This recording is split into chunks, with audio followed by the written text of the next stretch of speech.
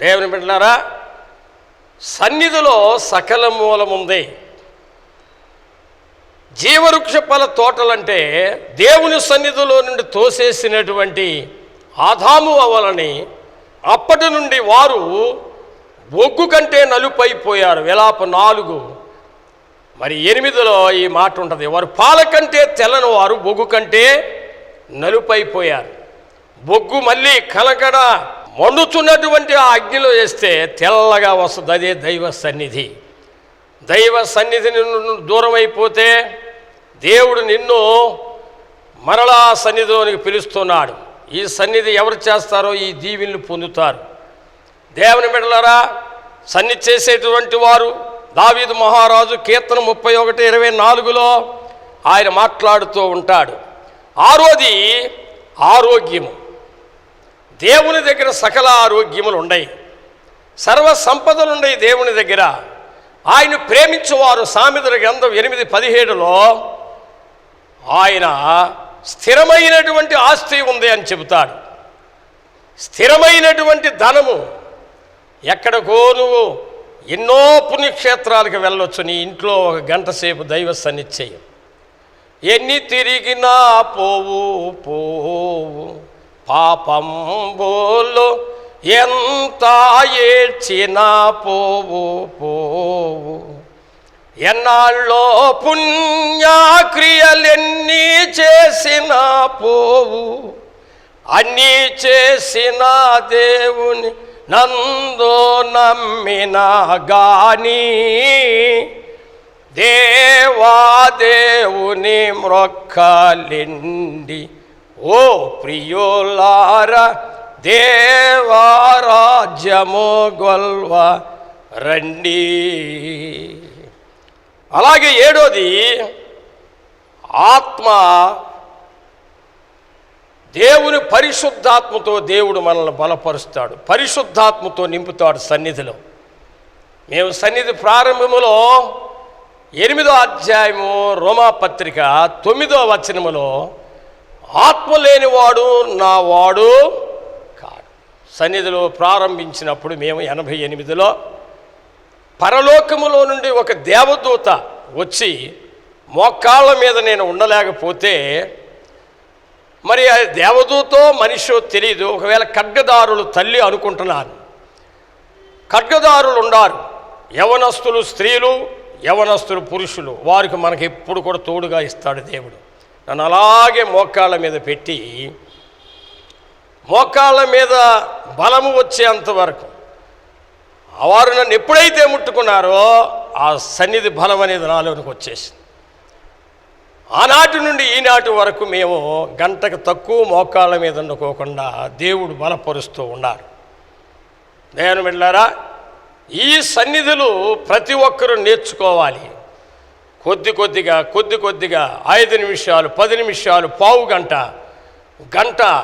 ఉదయము నుండి శక్తిగల దేవదాస్ తండ్రి గారు సాయంత్రం వరకు సన్నిధిలో మోకాళ్ళ మీద ఉండగా పరలోక పరిశుద్ధులు వచ్చి ఆయనతో మాట్లాడేవారు.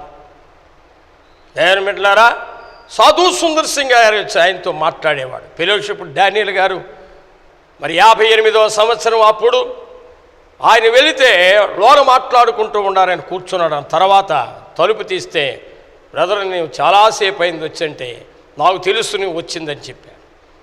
సన్నిధిలో దేవుని యొక్క ఆత్మనే దేవుడు మనకిస్తాడు. అప్పుడు ఆత్మ స్వభావం కలిగి ఉంటాం. దైవ సన్నిధిలో ఉన్నటువంటి శక్తిగల దేవదాస్ తండ్రి గారు రాజమండ్రిలో ఒక ఆమె అటుకుల మూట తీసుకొచ్చిందంట అయ్యగారికి. ప్రథమ ఫలం మూటను ఎత్తుకొని వస్తూ ఉండగా కాలువ దగ్గర పెట్టి మంచినీళ్ళు అయితే మంచినీళ్ళు తాగిందంట. అప్పుడు మరలా అయ్యగారి దగ్గరికి వచ్చి, అయ్యా ఇదిగో మీకు అటుకులు తీసుకొచ్చాను, ప్రథమ ఫలం మీరు స్వీకరించాలంటే అయ్యగారు అన్నాడంటమ్మా, మరి అమ్మా నీవు ఈ మూటని పెట్టరాని స్థలములో, అపవిత్రమైన స్థలములో పెట్టావు, మంచినీళ్ళు తాగావు, నాకు ఈ అవసరం లేదులే అన్నాడంట. ఎక్కడున్నాడు? దైవ సన్నిధిలో. ఎలీషా భక్తుడు దైవ సన్నిధిలో ఉండి గహాజీ పరిగెత్తి ఆ దుస్తుల కోసం, వెండి కోసము సన్నిధిలో ఉండే ఆయన చూశాడు. నా ఆత్మ నీతో కూడా ఆత్మ సంచార వరము దేవుడు సన్నిధిలో ఇస్తాడు. కనుక దేవుని బిడ్డలారా, ఆత్మ యొక్క వరములు యెహోవా కొరకు కనిపెట్టుకుని వారులారా ధైర్యముగా ఉండుడి అంటాడు. నీవు ధైర్యముగా ఉండాలి. దేవుడే నిన్ను ధైర్యపరుస్తాడు. నీకు కావలసినటువంటి సన్నిధిలో దేవుడు నీకు కనబడతాడు, మాట్లాడతాడు. బైబిల్ మిషన్ యొక్క ముఖ్య అంశము కూడా దేవుడు కనబడతాడు, మాట్లాడతాడు. సూక్ష్మ ప్రార్థన రాశాడు శక్తిగల దేవదాస్ తండ్రి గారు. దేవా నాకు కనబడుము, నాతో మాట్లాడుము. దేవా అందరికీ కనబడుము, అందరితో మాట్లాడుము. నన్ను నాకు చూపించు, నిన్ను నాకు చూపించమన్నాడు. ఈ ప్రార్థన మీరు నేర్చుకోండి. దేవా నాకు కనబడుము, నాతో మాట్లాడుము. అందరికీ కనబడి అందరితో మాట్లాడమని నువ్వు ప్రార్థించుకో. దేవుడు ఆయన నీ దగ్గరికి దిగి వస్తాడు. ఆయన భక్తులు దిగి వస్తారు, దేవదూతలు దిగి వస్తారు, బ్రతికుండా భక్తులు వస్తారు. సన్నిధిలో దేవుని దగ్గర ఉన్నటువంటి భక్తులు కూడా వస్తారు. ఏలియా, మోషేలు కొండ మీద ఆయన దగ్గరికి వచ్చారు. అలాగే దేవుని బిడ్డలారా, దేవుని యొక్క మహాకృపను బట్టి సన్నిధిని మేము నేర్చుకున్నాం గనకే సన్నిధిలో అనేకమైనటువంటి వరములు దేవుడు మాకు ఇచ్చాడు. కనుక అట్టి సన్నిధి భాగ్యము దేవుడు మీ అందరికీ అనుగ్రహించునుగాక. ఆమేన్.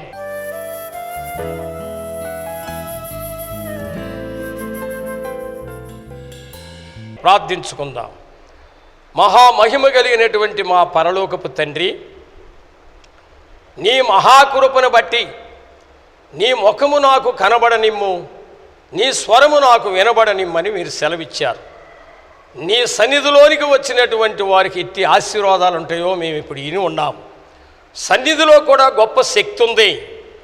ఇప్పుడు ఈ యొక్క టీవీని చూస్తున్నటువంటి బిడ్డలకి ఏవైనా అనారోగ్యం ఉంటే వారు కుడి హస్తము వారి దేహం మీద పెట్టుకొని చుండగా ఎట్టి వ్యాధి అయినా సరే పేరు లేని వ్యాధి వేరు లేకోకుండా తీసివేస్తానని మా తండ్రి గారు రాశాడు. కనుక బిడ్డలో ఉన్నటువంటి ఆ వ్యాధులను యేసు నామములో స్వస్థపరచమని ప్రార్థిస్తూ ఉన్నాం. ప్రతి ఒక్కరిని దీవించును ఆయన. ప్రతి ఒక్కరు కూడా నీ సన్నిధిలోనికి వచ్చి మౌనముగా ఉండి కనిపెట్టి నీ దీవెనలు పొందుకునే భాగ్యము దయచేయమని, సన్నిధి యొక్క ఆశీర్వాదాలు బిడ్డలందరికీ అనుగ్రహించమని త్వరగా వస్తున్న యేసు నామమున అడుగుచున్నాము తండ్రి.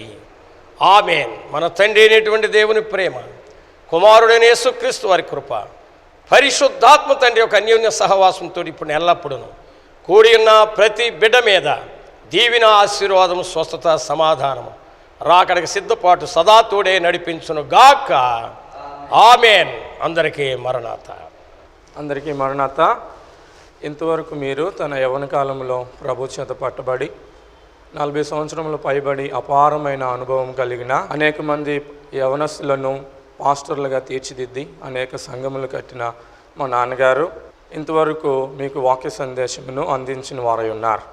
గనుక మీరు ఏ మందిరమునకు వెళ్ళని వారైతే మా సమీప మందిరముల యొద్ద మీరు ఉన్నట్లయితే మా మందిరములకు మిమ్మల్ని ఆహ్వానించుచూ ఉన్నాం. మా మొదటి ఆరాధన వాంబే కాలనీ నందు జరుగును.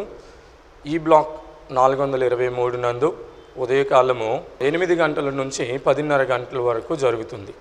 రెండవ ఆరాధన సిక్కమాని సెంటర్, నెహ్రూ నగర్ నందు షారోన్ ప్రార్థనా మందిరం యొద్ద 8:30 నుంచి 10:30 గంటల వరకు జరుగుతుంది. మా మూడవ ఆరాధన రాజరాజేశ్వరిపేట నందు 10 గంటల నుంచి 12 గంటల వరకు జరుగుతుంది. మా నాలుగవ ఆరాధన పైపుల్ రోడ్ మెయిన్ సెంటర్ నందు 10:30 గంటల నుంచి 12:30 గంటల వరకు జరుగుతుంది. మా చివరి ఆరాధన జక్కంపూడి గ్రామం నందు షాబాద్ వద్ద 6 గంటల నుంచి 8 గంటల వరకు జరుగుతుంది. అందరికీ మరణాత.